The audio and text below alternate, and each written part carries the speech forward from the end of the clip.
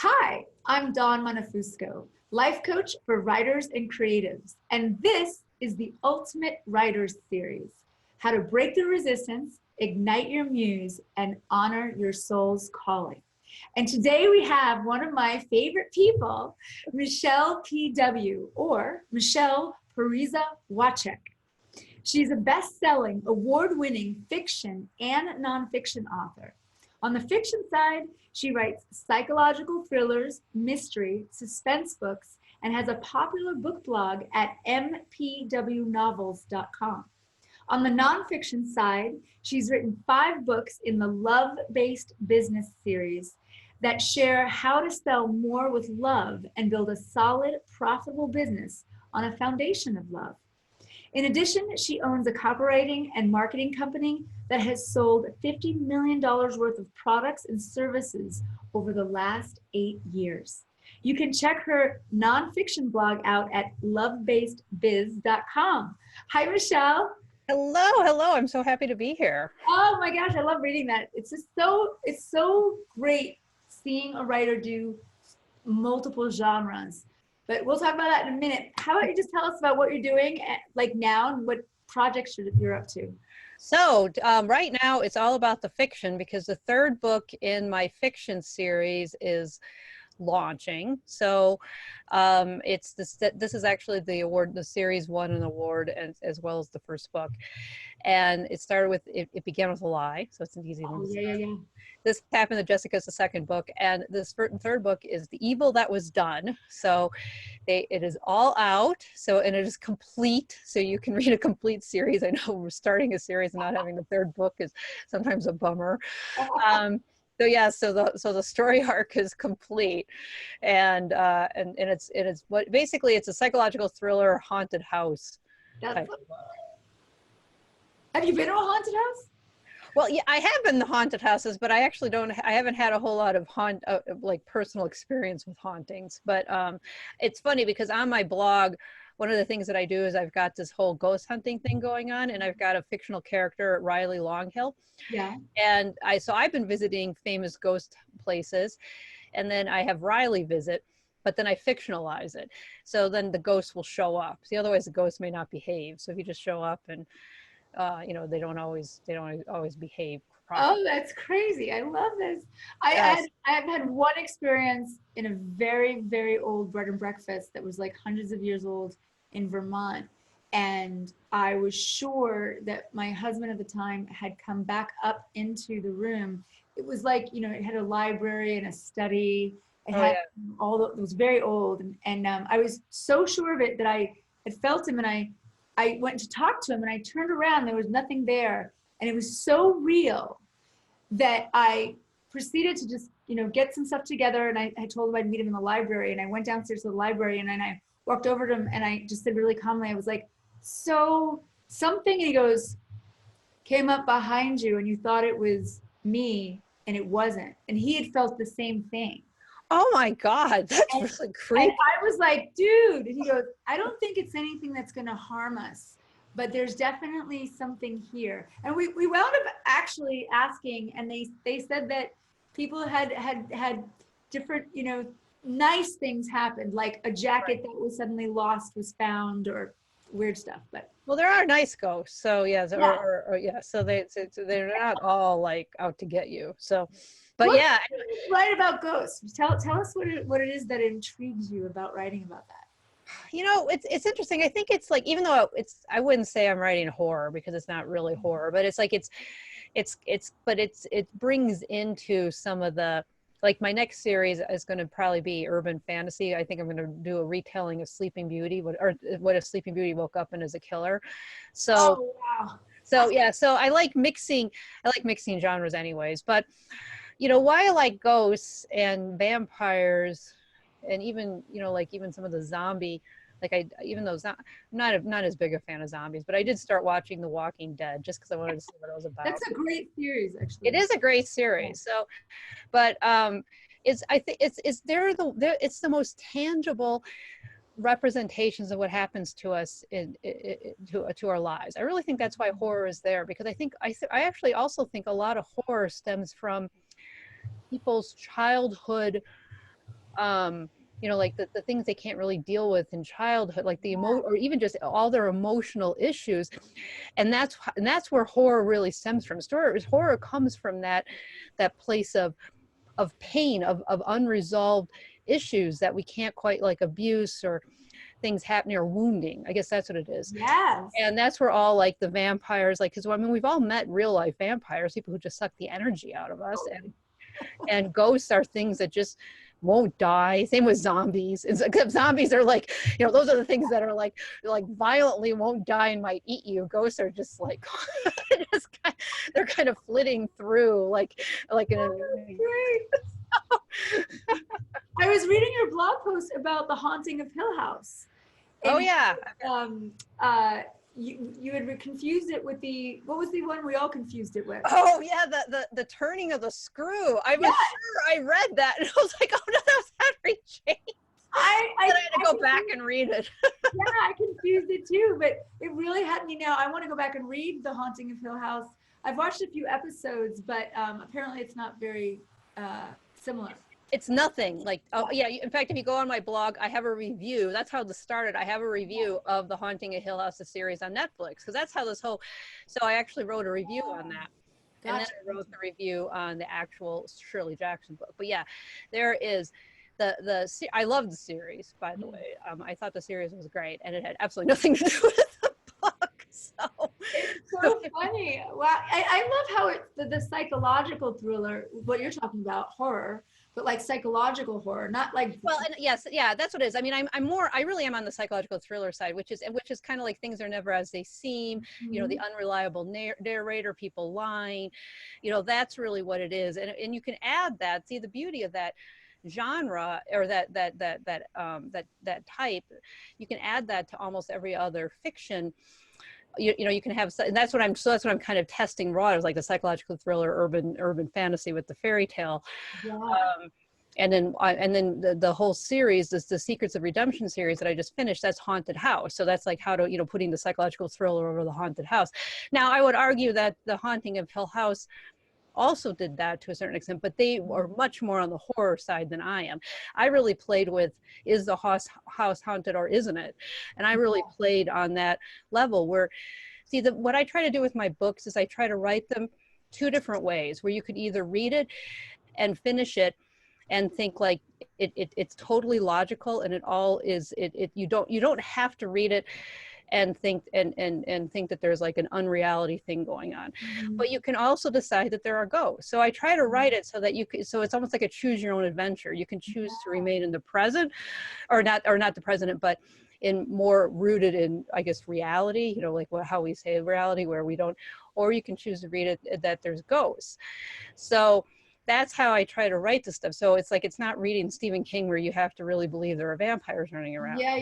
I love it. You know, this is great. So you have this energy about you that is so fantastic that I feel even shifted more into excitement since the last time about that. You're writing like one of your favorite genres, because you wrote nonfiction for a while, and you still write both. Can you talk about writing both? Switching back and forth. You know, it's interesting because, you know, I found that, which it took me a while to get there. I didn't expect this to happen. So it's like, so basically I wrote my first two novels back in 2000. And then I didn't get any traction. This was before Amazon, before you could really self-publish. You know, back then you had to, like, you know, it was only print only, and you had to buy like 1 million books and put them in your garage, and holy crap. I wasn't going that route. So, So I really, it was very deflating, and I gave up and I went in a copywriting route, and I channeled that in and built the copywriting company, and then eventually, you know, started writing nonfiction books. But it was interesting because I see now, like, you know, so now that I've brought the fiction back, like I denied my fiction side for so long because I thought I couldn't do both. I really was convinced I could not build both, because it would be a lot of work, and it is a lot of work. So don't get me wrong. I'm not, so yes, it is a lot of work, and I do have to adjust my energy, but it is doable. So I just want to say that it's doable. And what I've found, which I didn't realize, is that the fiction is feeding the nonfiction. So I'm actually better now being able to switch back and forth. That's So, awesome. yeah, I mean, when I first wrote my fiction books, it was interesting. I had a lot more. That was part of the problem. I couldn't figure out how. I hadn't done the emotional work that I did, Mm. so I didn't have as much emotional energy. I didn't have the. I guess I didn't have the energy. I didn't have the space to hold both. Mm. So I had to do the personal development work to have the space. But once I was able to open up and hold the space for both, now I see how they feed each other. Mm. Tell So, us more. Tell us more. well, see, part of the problem, I think one of the things with one of the things that I'm seeing now, like some of the flaws that I saw when I was building the copywriting company, is um I got, I mean, I always had, I mean, it's like I wanted more like my name out there. I guess maybe that's the way to do it. Like I was very much, even though I was behind the scenes, there was always that inner struggle. Like I almost like wanting to be credited for things, wanting to have my name, like building a personality brand, all of that. And it was interesting because the moment my fiction books went out there, that went away. Like if you look now, if you go look at even like MichelePW.com, if you go, that's like my main sort of umbrella site. If you look at the banner, there's a tiny little picture of me. Yeah, I did. Yeah. And then so you see this tiny little picture of me. If you go to lovebasedcopy.com, which is probably the copywriting type, there's no pictures of, there's a tiny little picture like in the middle. Yeah. And it was interesting because I would have had more trouble doing that because I didn't have because I wasn't expressing myself the way I was supposed to. Mm. So it fed it in sort of toxic. I mean, I don't want to say that because it's like, I mean, I had great relationships with my clients. I did a lot of great things with my clients, but I see now that we all have sort of some unhealthy behaviors, I guess. Oh, yeah. Some of the unhealthy behaviors that, like my tendency to want to rescue my clients, Yeah. came from this because I was rescuing my clients because I couldn't rescue myself. So Yeah.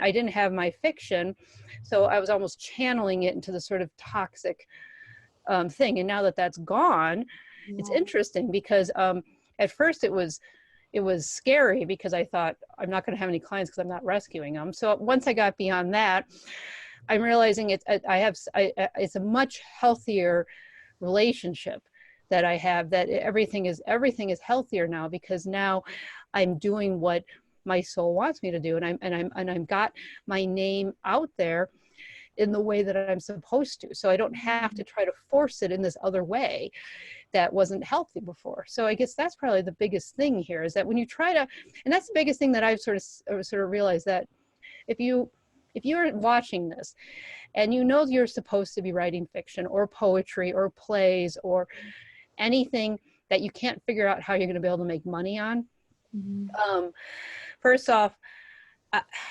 mean, I guess the thing is that what I really want to encourage you to do is to figure out a way that you can still do both. Figure out a way that you can still honor the part that wants to write the poetry. I agree. If you are a poet, I agree it's going to be hard for you to make to make. It's not going to be impossible, but I agree you've got some challenges because people. But on the other hand, I just read a story that poets on Instagram, millennials are eating up poets on Instagram. So I would not, don't discount anything. I mean, we've got more opportunities as creative authors than we ever had before to get our work out. And don't kill the creative bug by forcing it to generate income faster than it's supposed to.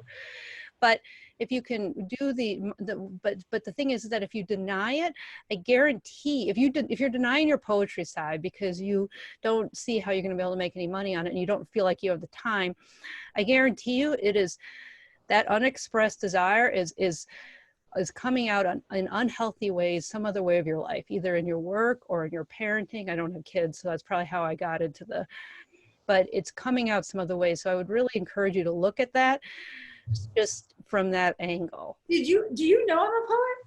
No, I didn't know you were. So I was like, did she do her homework? No, I didn't know. I said, yes, I know that. I know homework on you. That's like what we're. So it's so fascinating. So April is Write of Home Day month every year, and they have this big thing. It's national. I don't know if it's international. I know it's national. And Like national, like writing, like national, like November is write a yeah, novel month. yeah, NaNoWriMo is the novel writing month, and And this is April is the poem a day month. Poem a day month. And so instead of hosting one, I've hosted many. I joined one because I had all this other stuff. I said, I'm not writing poetry, and I am an award-winning poet. I came in first place in the big word stock competition, and I did spoken word, and I have page poetry. I'm published in literary magazines, but I stopped because I was focusing on writing nonfiction and writing some business books and this and that. And we both know Shanda Sumter. She's yes. my business coach. That's how we know each other. She said, young lady, you better start writing your poetry again.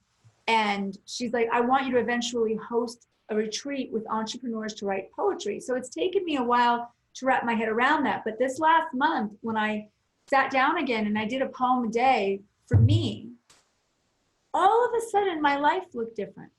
I know. Nothing changed, but I felt better. Yeah. My relationship was happier. My health, my work was getting done easier. Yeah. I was like, this is a strange thing that I need to remember. And so I'm really glad that you said that, because regardless of the genre that you're called to, you can do both. I'm still writing the other stuff, Yeah. but there's something about the honoring the calling that is so deep. It's very, very deep. Now let's talk about resistance for a second, because I feel like the irony is that in today's world, where we're always missing out on something, everything is going too fast, you better do this or da da da da da. Everyone's getting clenched up. When I work with people, my demographic is mostly women over about the age of 40 who wants to write and is so stuck in thinking about writing that but resistance presents in different forms. Yes. How did yours present? What did you feel, and how did you get over it? So I totally get that, because I totally resisted. And, like I said, I wrote the 2 fiction books and then I just stopped. I mean, I had an agent, it's interesting. It was like 2004, 2005, somewhere in there. And I just stopped the fiction because, I had a publisher who was interested, but they said no to the first 2 books. And so the agent told me, write 100 pages, we'll send that to her. I wrote 100 pages and I never sent it to my agent. I just couldn't do it. And then I just decided at that point, I'm just focusing on the copywriting company. And I remember it didn't even feel like the right decision, which is interesting when I think back on it now, because it really felt like a part of me was dying, but I really felt like this is what I had to do because I couldn't see a way. I didn't think the book was be accepted. And I didn't see putting all this energy to writing books that I wasn't going to be able to publish. I couldn't. And I see now what feeds me is people reading. So it's taken me a while to see that. So it's like, I'm not as driven by money as I am driven by people reading it. So that's, I think, why I deflate. I didn't do nearly the mindset work that I had now. So I didn't understand any of that, but I think that's why it was so deflating for me, because I'd written 2 books. They weren't being published and people weren't reading them.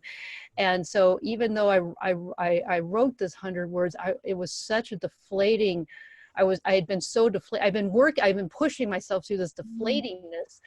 I couldn't do it anymore and I didn't know now I realize it's because nobody was reading it. I should have, I could have done things a little differently. So I didn't write fiction for a really long time. And then I got started about 6 months before my mother died. So the first thing I'm going to say to everybody listening is, if you do have resistance, that was my kick in the butt, was when my mother got diagnosed with cancer in 2012 and she died in 2015. And it was about 6 months before she died that I suddenly was like, I got to start writing fiction, which made no sense to me. I was actually writing that nonfiction book, my first nonfiction book. I was in the middle of writing my first nonfiction book. And I'm like, I need to write fiction. And I remember telling myself, this is stupid. How can I possibly be writing fiction? My mother's dying. So it's like, there's always this, I had a very sick dog that I was caretaking, and he was a lot of work. The last 6 months of his life, he was a lot of work because he was, well, it doesn't matter. But so I had a sick dog. I had a sick mom who I, always knew I might have to drop everything and show up. you know, so there is, and you know, and then she died, you know, 6 months later. So, I mean, this was certainly not the time to take up a new creative pursuit, but I just felt like I had to start doing it. And I was rusty. And, you know, my first, you know, it took me about 4 tries before I could even get a draft, before I could even write the first chapter so I could keep going. I mean, we kept rewriting the first chapter because it wasn't coming out right. And I have to start the book right or I can't keep going. Mm-hmm. So it was, but so I guess the thing is that I really fought myself for a long time. So I understand the resistance. Mm. So, but I guess what I really just want to say, because now that it's like, if you like with me, part of what happened was when I was writing the first 2 books, I was really felt like I couldn't switch back and forth between the fiction and the nonfiction. So because I really felt like I was being torn in half. So if I don't feel that way anymore. I can switch between them. So if I had understood then what I understood now, what I would have told myself and what I will tell everybody listening is do some inner work, because there is likely, with me, I was fighting myself so much with anxiety Yeah. and worry. Even though I didn't think that it was, it's like I had to like do the emotional work so I could hold it. That's really what the key was. So that was where my resistance came. So my resistance came from, I tried it this way. I tried forcing using willpower. That didn't work. And it was only after I did the emotional work so that I no longer worry or have anxiety, and not and that freed up all that emotional energy that I was using to sort of ward the anxiety and worry at bay. I can now use to hold both. So that's really, so I guess that's, so the resistance really bad. You know, I suspect there's some sort of underlying emotional thing going on that needs to be dealt with, and then you can bring in both, because I will guarantee you, if you're feeling the call to write, and I taught myself to read when I was 3 years old because I wanted to write so badly, it's not going away. And if you and for you to just keep putting it off and saying I'll start it, I'll start it when I retire, start it next year, you know, the longer you do that, like I said, that desire is just going to come out in toxic, unhealthy patterns if you don't honor the way it's supposed to. So I think it's worth it to do the work to see what's underneath, why you feel like you can't even start. I love that you said that, and I want to give the audience just one example. I worked with a doctor, and she was a very prominent naturopath who also did like skin surgery for, you know, the all the people, and she wasn't writing or painting watercolor, and she had a great idea for a book, for a children's book, and the watercolor, and it was haunting her. When we started working together, she actually was telling me everything that was wrong with her husband, what was wrong with her body, how she wasn't eating and taking care of herself. And there was this list of this, like, you know, just this resentment that she was feeling, you know. And slowly, very, you know, gently, I would nudge her. We would look at different things, try different modalities, different processes to get her out of the resistance. Mostly awareness. She was just becoming aware that she wasn't doing the things she wanted to do. And I showed her that she had success in other areas.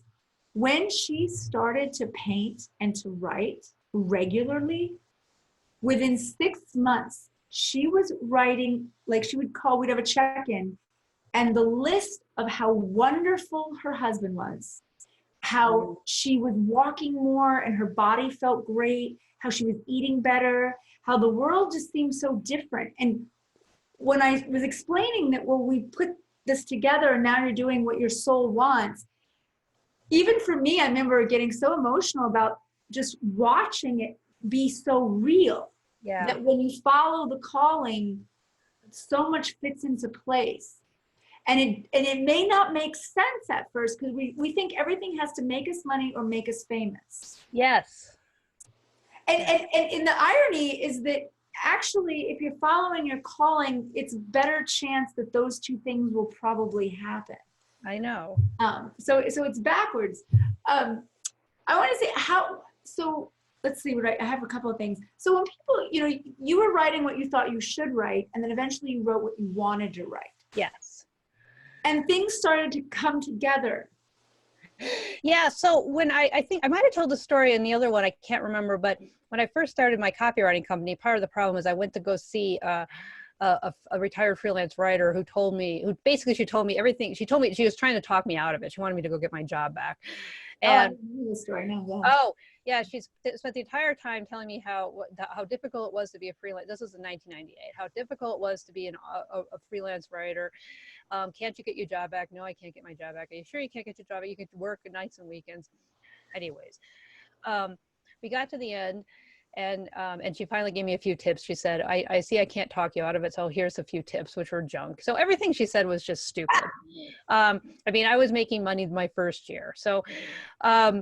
So then she ends and she says, and I said to her, part of the reason why I'm so excited to be a freelance writer is because then I can have time to work on my novels. And she got this look of horror on her face. And she's like, oh my God, don't tell anybody. Nobody will take you serious as a copywriter. And for some reason, even though everything else she said was absolutely 100% wrong, and that you would think that I would think that was 100% wrong, but that stuck in me, that like hit some, triggering thing or whatever. Yeah. And so that was, again, that was another thing that fed into this. When the novels didn't work, I turned to copywriting. I didn't want to tell anybody. It was like my dirty little secret. So then when I started bringing my books out, it was interesting because that was really kind of scary when I first, but it was after my mother died. So that was the other thing too. Oh, that was part of where I was going with all this. If you're not careful, if you keep denying yourself, the universe may conspire to put things in your way, like something like your mother dying, get you to work to get you to finally embrace your creativity. So I would encourage everybody listening who is feeling this and not having time for it to have time for it, because the longer you wait, the more likely it is you're going to get whacked by the 2x4, and you might not like what the 2x4 has to say. Yeah. So my mother died, and one of the things that had happened when I was in the the hospital with her was I was holding her hand and I was thinking to myself, let go and let God, and I'm not going to die with my books inside me. So I decided to publish the novels. And so the thing is that it was scary to get those two out because of what she had said to me, and it was interesting because but the what had happened to me was stronger. So it's like, so I pushed through that. It was interesting because everybody, of course, was really excited that I wrote novels and wanted to read them. Yeah. And, you were a bestseller on Amazon in fiction, which is not easy. I hit number, the day I did that, I was actually, I got all the way up to number 24 overall in all books. So yeah, it was, I know. So I hit it in fiction. So, which is really, nonfiction, you can play some games. You can't, it was teen and young. I was number 1 in teen and young adults. The whole category. Wow. I know. I have a screenshot picture and everything. So, yeah, it was really remarkable. And the thing is that it didn't hurt the copywriting piece at all. Nobody didn't not hire me. Well, at least I guess I shouldn't say, I guess I don't know. But I mean, I never saw a difference between, because, she's writing fiction. I find people hire, well, in all businesses now, I love the millennials for this, for the poetry too. Yes. Is that when people find, it must be a generational thing, because I remember being afraid of saying that I was a poet. And now when I say I'm a poet, people go, good. Can I ask you a question? And it could be a business question, but they know I'm using the right side of my brain. Yeah. Which actually is more problem solving skills. Well, maybe that's what it is. So maybe, because now that fiction, it doesn't seem to be the issue. Yeah, I think the millennials had, they've opened some things up, which I know there's a lot of complaints about them, but I find that they've brought a different, some of the things that we had to struggle with, they don't have those struggles. So I think they've brought a whole different level of energy and creativity. Absolutely. One of the things they've brought that I thank them all the time, and I say it out loud all the time, is they destroyed the old business model of having the professional facade. Yes. You can't show the real you. Yes. then people will not hire you. They can I know. smell it And that's now. exactly what that 1990, that woman said, hide your fiction. Yeah, So, yeah, and that's what we grew up with. And I I grew up agree. with that. Yeah. Yeah, it's crazy. It's crazy. So here's a good question. So I have people that say, I have clients, I love them. I've had some clients and people come to me and eventually they get to this place or perhaps they consult with me to hire me and I go, oh, this might be a thing. They say, I just know that if I wait, I'm going to get the inspiration and it's going to just come out of me because when I sit down to write, it just feels a little hard and I'm waiting for inspiration to do it for me. And I'm like, no, it's the opposite of that. So can you talk about how inspiration works, igniting the muse, if you will? So yeah, I think, who was it? I can't remember. It was a famous author who said, I only write when I'm inspired. Luckily for me, I'm always inspired at 9 a.m. each morning. So Oh, there was someone I forget, but obviously, yeah, was that Faulkner? Or no, or maybe it wasn't Faulkner, or maybe it was the guy who did Huckleberry. it was Boy. somebody. I'm always inspired. Let's look. Luckily, I'm always inspired at 9 a.m. Let's see. I don't know. I'm going, what famous author said that? So, 9 a.m. Let's figure it out. We got it. We got it. I only write when inspiration strikes. Fortunately, it strikes. Okay, let's see who this guy is. It is dun dun dun dun. Oh my God! It actually says William Faulkner, Herman Wouk. It says it's a question. So where does see, I know. It's like I'm not the only one who thinks. making this like search for it here? 1971. It was a poet. Oh, they credited William Faulkner. Let's make sure it was him. I write. No, then they say it was Peter. I guess it's a thing. I guess multiple poets and writers have been. They say William Faulkner. They're pretty sure it's William Faulkner, but it's kind of a joke article about how they've placed it in different places. But it looks like it was Faulkner. Yeah. Okay, so well, it wasn't me, but yeah, so somebody more famous than me.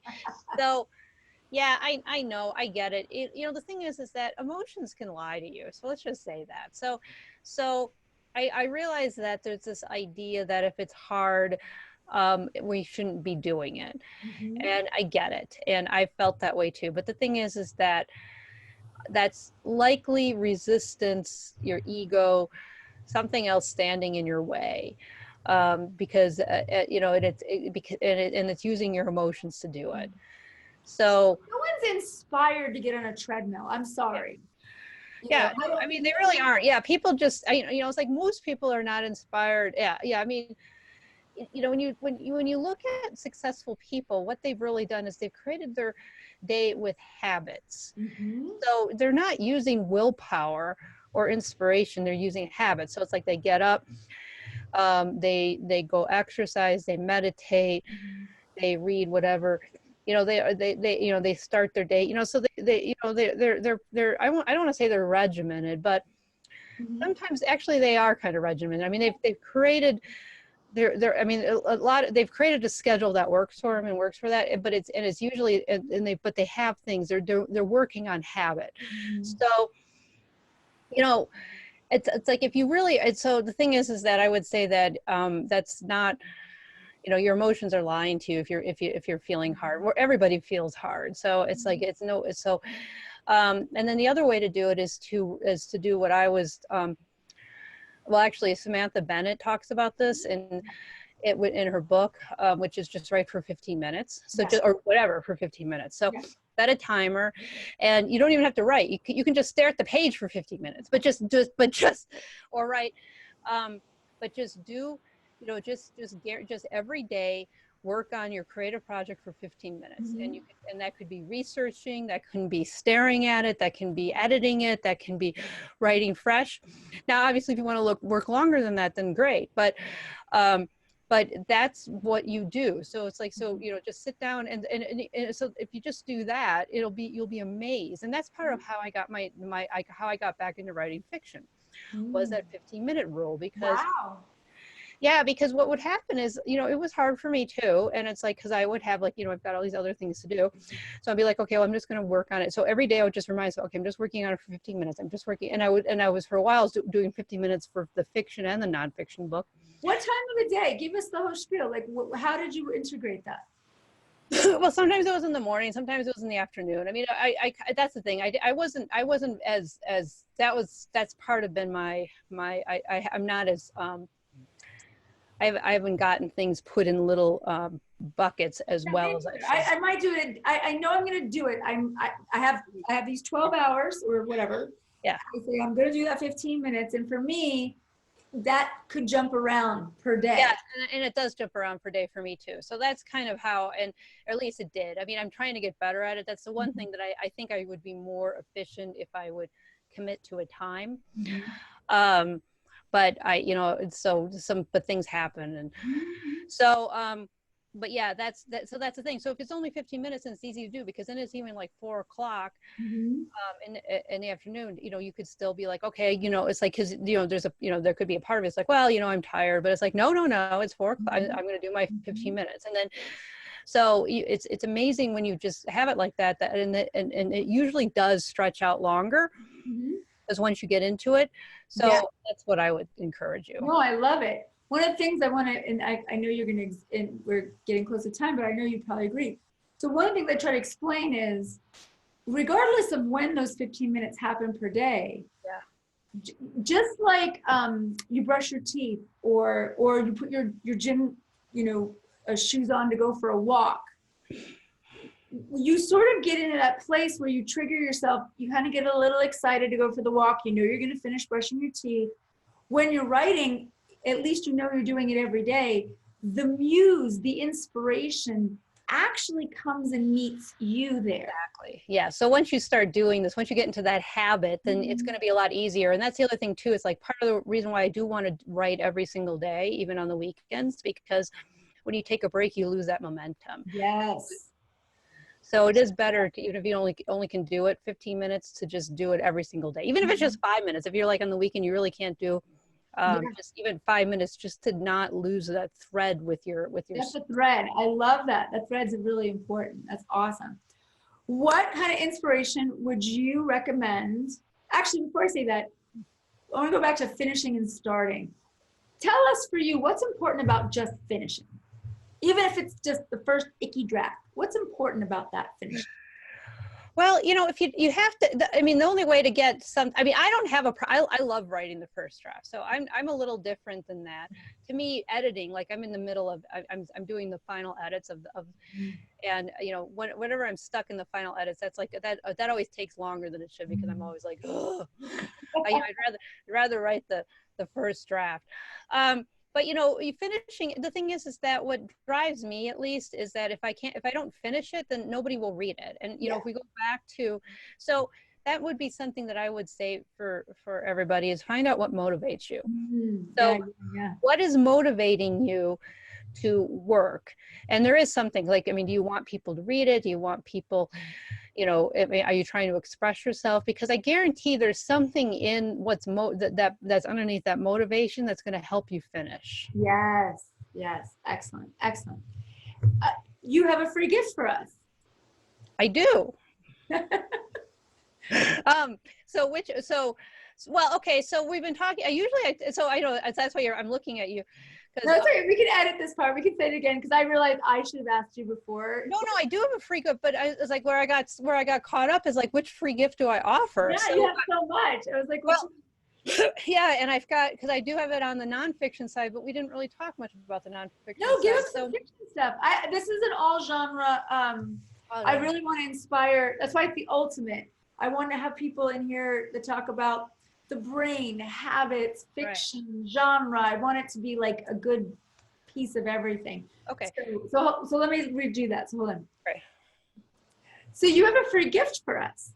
I do. So it is a novella. So again, that three-part the series that I was talking about, The Secret of Redemption. There is a novella that's sort of it's kind of in a prequel thing. It's The Secret Diary of Helen Blackstone. Oh, cool. So it's a complete novella for free, and you can get it on mpwnovels.com. And that's also like if you like, so what that blog is about is it's like a book entertainment blog, as you said. Like I've got book reviews, I've got Riley, that's my, The Adventures of Riley Longhill Ghost Hunter. So I've got other short fiction too. So short fiction and books and some That's, quizzes. I love the short fiction. I'm a fan of, I love short pieces. I just Yeah. love. Oh yeah. That's right. It's a poet. Yes, you would. Yeah, yeah. I like the So the short. novella is only about 14,000 words. So it's definitely, Wow, cool. yeah. So it's definitely, it's not, it's a nice piece. And then there's even shorter pieces of fiction on the blog itself. So, as well as like other fun things. So anyways, so you can check that out there, mpwnovels.com. And then if you are interested in any of the business copywriting stuff, that you can see that at lovebabesbiz.com. Awesome. Great. Thanks, Michelle. It really is just so much fun to having you on the show. Yes, I agree. I love talking about this. So yes. I can talk about this forever. It's so much fun and I love what you're doing. And and this is the bottom line, so inspiring because there are people out there who are truly sad, disheartened, lost, and they're writers. And we want to get them to just start writing again because when we feel better, the world feels better. And we just keep passing it along, It is. And I do want to add, actually, if you go, so then for all the writers that are suffering, one of the things that I also started to do for my MPW novels blog, because when I started a fiction blog, I was really caught up, like, what the hell do I write about in a fiction blog? Yeah. It took me a while. And when I started with are things that I call the writer's journey. And that's where I talked about my mother and how I was stuck myself. So, I mean, I know you heard a lot of the story here, but I just also, if you are listening, you can go, it's like, you just have to go and click on the writer's journey category and all those blog posts will come up, and that might help you as well, because that's part of the reason why I share that. It's written differently. It's written for readers. I didn't write it for writers, but I think writers can get a lot out of it. I wrote it because, readers do like to, hear about the author. Yeah. So, I mean, so it's more, so it is my story, but I think there's a lot in there that I think, and I did try to bring it down if so anybody reading it who had a dream. So yeah, so I definitely want to encourage anybody to read that too. I've actually I click on your blog and I get lost, easily lost. I actually have to bookmark it and be like, I've got to focus on my work. Because you cover such an array of emotions. And honestly, I'll just say it, you make me feel normal as a writer. Like as a writer who struggles, I think every writer struggles in some way. All of a sudden I go, oh, I'm allowed, you give me permission to do, whatever I want to do and that it's important and it feels good. So thank you for sharing that all over the place. And I do hope your next books do really, really well. And I can't wait for everything else to come out. Well, thank you. Thank you. It's been really fun. Okay. You have a great day. Yes, you too. Okay. Bye.